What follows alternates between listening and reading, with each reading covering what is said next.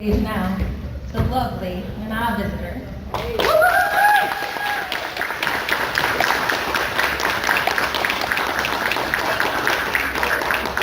Thank you so much.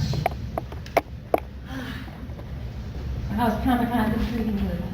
Well, Kalamazoo is a hotel room, a bar, and this place to me. I wish that I had a moment, other than looking out the bus windows, I do wish I had a moment to investigate, because downtown looks beautiful. It really looks lovely. So next time I'll make a date just for that. But beyond that, right now, Kalamazoo and Michigan, this whole area is you guys, and you've been so lovely. It's been so nice to talk to all of you. Really great. Awesome. Well, I kind of wanted to kick this off with, let's first talk a little bit about Nina before Kira. All right. Some of the things you did, or some of the things you were kind of hoping to do before she came into your life. Well, I wanted to be an actor from a very young age, and it's hard to explain to younger people what it was like. I came up in the, graduated in 75, went right into, I got into Princeton, but I just started working, and I deferred, I think for 4 years, and then went, I'm never going. I'm in my life already. I'm acting. And what was available to me as an actor was the girlfriend, the wife, the dead wife, the girl who's after the husband, who's, it was all, or even kids. I remember I was 25, I was 30, and the kid playing my son was 25. So it's just like, you're in these roles, and it's all performative, and you learn how to be what they expect in Hollywood and in New York where I work. So getting Kira was like blowing open what I could do and what I was allowed to do. And I've said it very often, when I got the script, it was, Major Kira, and she was angry at the lead character, and I called my manager and I said, that was my audition, and I said, I think you've got it wrong. This is a man's role. This isn't. And they said, no, they want a woman. And it was like, oh my God. And I'm not playing an evil character, and I get to be angry, and I get to have all these different emotions. So whatever I thought I wanted to do, Kira just blew it open. That's an excellent segue, because Terry was up on the stage last year, and she's a good friend of yours. Oh yeah. Awesome. Oh my God, yes. She was fantastic, and I told her Deep Space Nine was my gateway. That's where I started. When it was time to start watching Star Trek, I'd known about Kirk and stuff already through pop culture. But my husband's like, we're going to start here. It's the best one. Okay, let's do this. And we get into it, and you are spitfire right out the gate. You're just a firecracker. And I just kind of wonder, what did you know about Kira, and what were you able to shape along the way? The most important thing was that she was an alien, which meant I didn't have to follow what the culture was saying a woman was like. Mm-hmm. And she was in the future, so I could just fill her with everything I ever wanted to show or be, which was full spectrum human. Funny, yes, I know, she wasn't a human, but that's where I got to do it. Mm-hmm. Awesome. So that kind of gave you some confidence to really go for it. It did, and it wasn't so well received back in the day. People were like, why are you acting like that? Why are you always angry? Why? And I wouldn't get into it, but it was like, well, because she's got post-traumatic stress, although I didn't have the words for it then, but she's been through trauma, and she's not trusting, and this is not a situation she believes should happen for Major. So, but yeah, now it's so interesting. People see it in a whole different light, because of course we've come a little ways, especially with women's roles. Absolutely. You know, they're not so citadeled. Yes, and absolutely, and going through with the rewatch and focusing on you this time, you did so much. You were just a broad range of the things that you could do. You had a number of relationships. You were adversarial. You sang. You did so many things. And What you don't want to do, and I did it because I wrote a book about the women of Star Trek, and I went, you know what I've never done? I've never looked to see what people said about the fact that I've had quite a few lovers. yeah, And I looked for a little while, and I went, okay, I never need to do that again. Back in the day, it was like, oh no, what? Oh, it was not acceptable for a lead character to have, you know, to just in that way have different lovers. But that was another aspect that was really interesting, and I don't think they got it right until Odo. yeah. I mean, I really liked Pariah. I really did. Did you? I did. I didn't get Pariah. I just didn't get it. I didn't think Kira would go for the typical good-looking, and they both were. What was his name? Yeah, the play. No, the other one that I had, the big blonde guy. Oh, Shakar. Shakar. Gorgeous guys. It was like, this isn't Kira. And the shapeshifter was just right because I felt like she fell in love with his soul. Yeah. The person, not the looks. Not the look. I could see that. But Yeah. I could see where these other ones brought out your soft side, or brought out Kira's soft side. Yeah, because she definitely had one, and right out the gate she does not. But she grows into it. But I think a real interesting relationship you did not do was Goldukat. Did not do. Did not do that. No, actually, I remember Ira Stephen Bear, one of our executive producers, saying, so in a script coming up, you're going to have a relationship with Dukat. And I was like, no, never, no. Ira, no. And he's from Brooklyn, and I'm from Manhattan. And when we argued, people thought we were really angry, but that's just how New Yorkers talk. And it was like, absolutely. And finally, he said, okay, all right, but your mother had a relationship with him. And I was like, oh, No, just, but yeah, I didn't think Kira would ever, I mean, certainly have a relationship with a Kardashian, sure, just not him. I think you would have lost something I think to so. her character. I It would think have been so, too. believable. No. And I'm actually glad they didn't go the Kardashian route, because I think she was still, I mean, she was developing professional relationships. She could talk with them and not spit in their face anymore. Right. But She made that growth. she made the growth. Yeah. And that's what made her one of the greatest characters of growth on that show, I felt. One of my favorite things, most interesting arc I think you had, was when you were pregnant on set. I thought, wow. I mean, it was really, you're not hiding behind a vase. You're not sitting behind a desk in a chair. Oh, you know, I'm going to sit here for 2-3 months. So how did that process go about? Like, did you find out and then you're like, well, this is what we're doing? Well, I found out, and I thought, I'm fired, because I did. I really thought I was not going to be kept, or at the very least, I would be diminished, and it didn't happen. It was so great. Again, All right, Grand Rapids Comic-Con. Just a quick heads up, Kendall Walsh will be leaving today at 3 p.m. Make sure you head on over to her table to get those autographs before she leaves forever. 3 p.m. is when she's leaving today, folks. Oh, wait.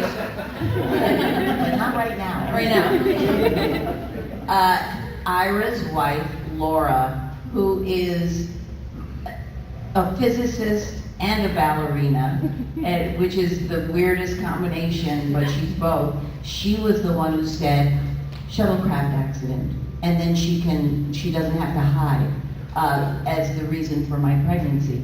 And that was brilliant. And a woman's idea. And a woman's idea. Yep. And I could just go on with life. It was great. It was fantastic. It was such a great story, and it kind of got to play into the struggles of working and being pregnant, and you kind of got to It did, and bring that to the light. everyone was so great to me on set about it. I was not great to myself Yeah. because I felt so worried about not getting in, not making it. You get tight to a crew and to the people you're working with, and when 16 hours is your shortest day, and those crew members are there every single day, I would think, nah, the camera guy's got to get home to his kids. I don't want to do anything that makes the day longer. And I was so self-conscious about not taking time, not taking space. I think I overdid that. Yeah. And I didn't care for myself well enough when I was pregnant and working those long hours. Yeah. What does your son think about that? You know, both of them. I have two sons. One was an infant when I started, and then Buster, and Django was in '96. And I remember we were still filming, and they had the channel changer, and they were going through looking for stuff. There's oh, there's Mama.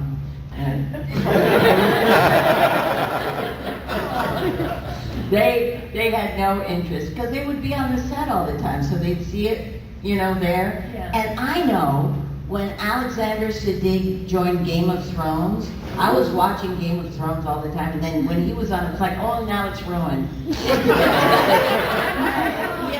can't buy the.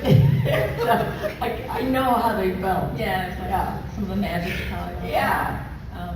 So I started watching early 2000s, so this is take you there. Netflix discs. Remember when those were shipped to your house? Netflix discs. Oh yeah.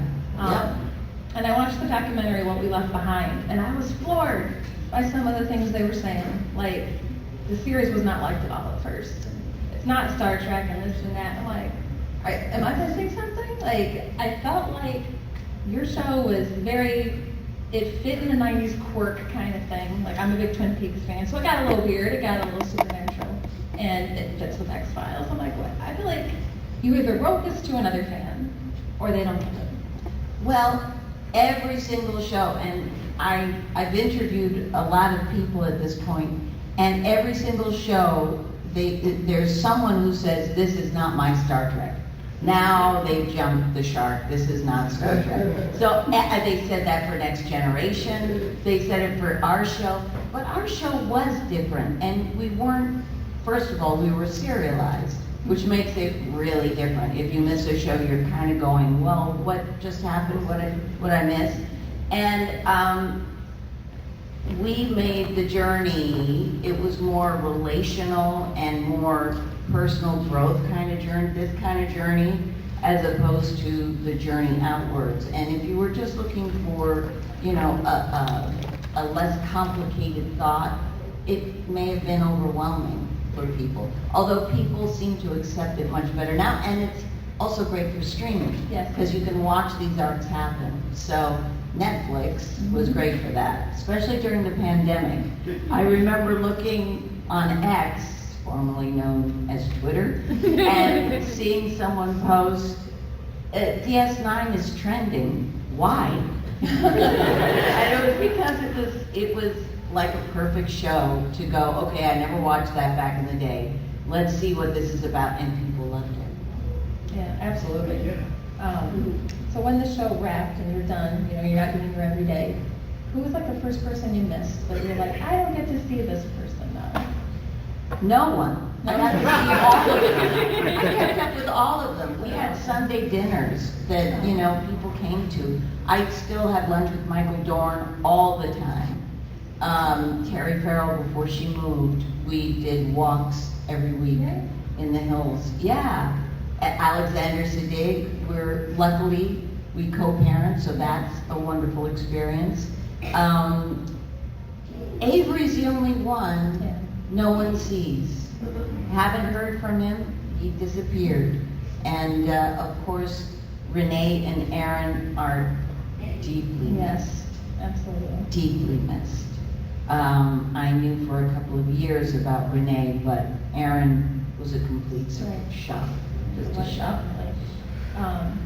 So what do you, in your opinion, where do you think Kira went after that show? What would you have liked to have seen for her? I would have liked to have seen another arc, something happen where she drops out and then comes back. I know that she's supposed to be a Kai. I don't know that I really like that unless she's taken changed the Bajoran spirituality a bit. I don't know. Especially since I know how many crooked Kais there were. So it's like, well, we got it, maybe she, revolutionized it and got it, great again. I don't know. Yeah. But if you watched Picard at all, I do like the arc that Rafi had. I thought that was really interesting. And I would like to, because we all have dips and dives and jumps and leaps in our lives. I would like to have seen Kira do something like that. Absolutely. Like, I know the documentary said that they kind of saw her going in a Vedic direction. But like, I don't know. Yeah. I don't see that. She's too. Yeah. She would still just want to be out there in the midst of everything. And I think that would have limited her. I think so too. So we're going to start lining up for questions. If you guys want to come up here. And just one more thing before we go into that. Let's talk about Women of Star Trek. Let's talk about your book. That is Open so Channel. exciting. Yeah, I'm very excited by it, and I got such an opportunity to talk to not just the women and the writers, but the audience members. And oh my God, there are so many extraordinary people, not just women, who got inspiration from Star Trek. It made me understand how important storytelling is, and how important there was a chaplain who said to me, an army chaplain, who said to me what she learned from Star Trek was to have hope, courage, and to remember that you are never alone. And she said when she goes onto a battleground and she's comforting people who are dying, she keeps that in her mind, that we are never alone. And I went, yeah, that's what I not only got from the show, but from this unique relationship we all have, that there's a frequency that we join when we all talk Star Trek, and we start there. There's a way in to this community always, and I love that. And that's in October, right? October it's being published, and it's called Open a Channel. Yep. I'll be starting an Instagram account where there's so many interviews that didn't make it into the book. I'll be reading some of those too, so to give people as much as I possibly can about some of the extraordinary people I got to meet and talk to. I cannot wait. All right, let's bring up our first question. Come on up. Hi, my name's Scott. I'm a co-host of a Star Trek podcast called Trekcast. And first I just want to say thank you for coming to Kalamazoo to the Grand Rapids Comic Con. And I wanted to thank you for everything you brought to the arts and to this wonderful series that we all love. And I just want to say on behalf of Trekcast, and I think I speak for everybody in this room, thank you. Thank you so much.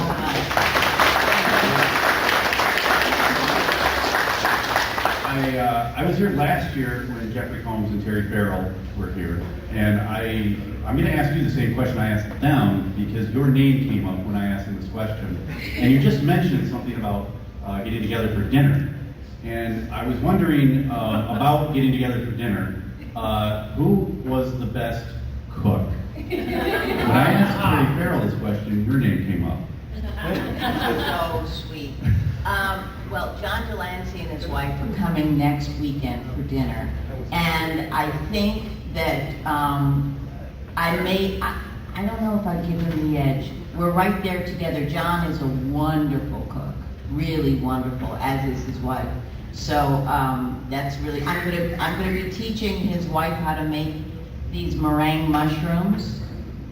They look exactly like mushrooms, but they're made out of meringue, and it's like a classic thing to do. Can you post that recipe on the Really, really long, it's really long, but you can look it up. What's her name? There's a chef who makes them. But look up mushroom meringues, and it's just getting the feel of working with them, and they're beautiful. I'll try to find a picture of my mushroom meringue. Actually, I'll take a picture and post it next weekend when I make them with her. Yeah. Thanks again. Okay, you're welcome. It's such an honor to see you. I can't believe you're here. Thank you.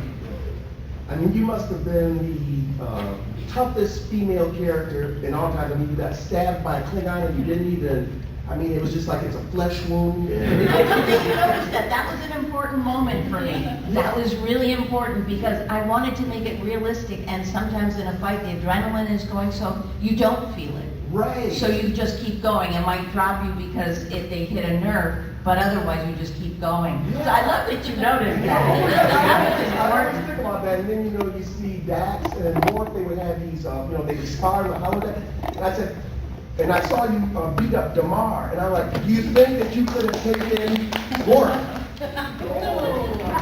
So let me tell you how Casey Biggs, who played Damar, hated that moment. I mean, hated it. So whether or not Kira could have taken on Worf, Michael Dorn would never have allowed it. Never. Well, I'm just dying to ask you that, and the only other thing is, okay, Picard, they keep bringing these old characters back, and I mean, they have to do the show again. They have to bring the show back. I mean, is there any possibility? What do fans have to do to get the show back? Well, you're the people who make a lot of things happen and always have, including, the third season of the original Star Trek. I mean, you have an effect, and that's really all it is. But I don't know. If Paramount is in flux, it's being bought, the shows are going to different places. I don't know. I mean, it's just hanging there because, I mean, you say Cisco, he may not want to come back, but he said at the end they were coming back. I know. So, Voiceover in an orb, we open the orb and you talk. You can stay at home and just record it.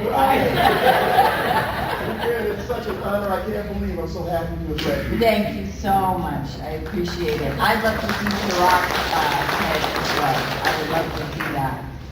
Hi. Hi again. I'm Katie, and I just appreciate all the work you did with Kira as an amazing role model for people like me. So thank you for that. Thank you, Katie. And I was wondering, I'm looking forward to your book so much. Was there anything putting together that book that surprised you?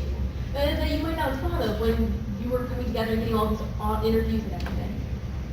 What surprised me really was how much it shifted me, and how many times I found that my thinking in terms of being a woman was like dinosaur times.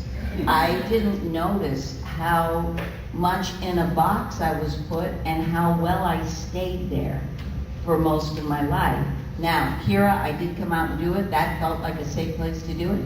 But I was talking to for God's sakes, the astronaut,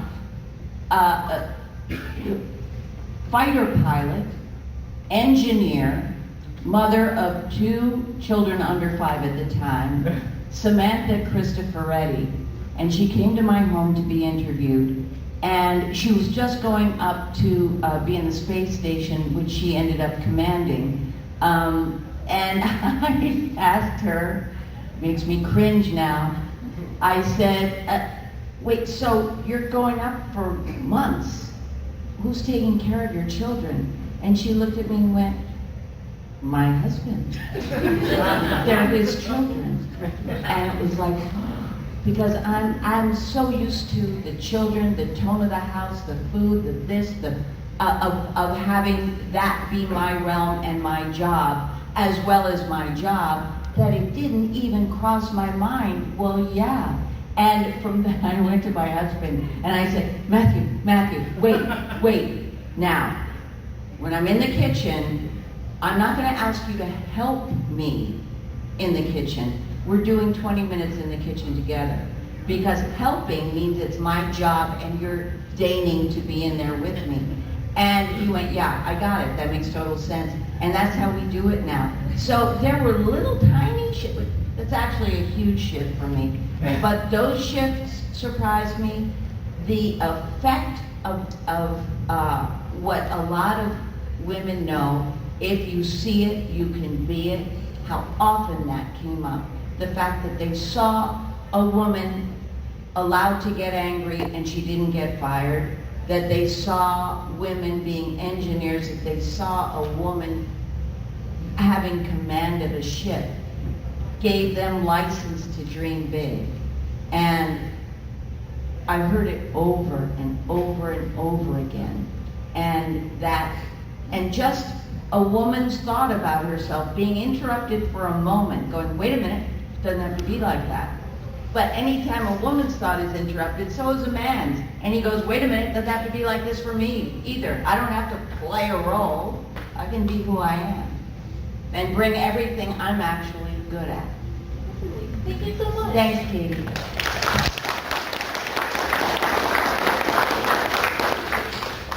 Hi, I'm Aubrey. I met you Friday morning. I just wanted to ask, what was probably one of your favorite memories being on set and doing DS9 and I really one of my big reasons I went back and watched DS9 was seeing you then on lower decks in that interaction with Shax, because I knew you guys were in that Kira and Shax were in the same resistance cell in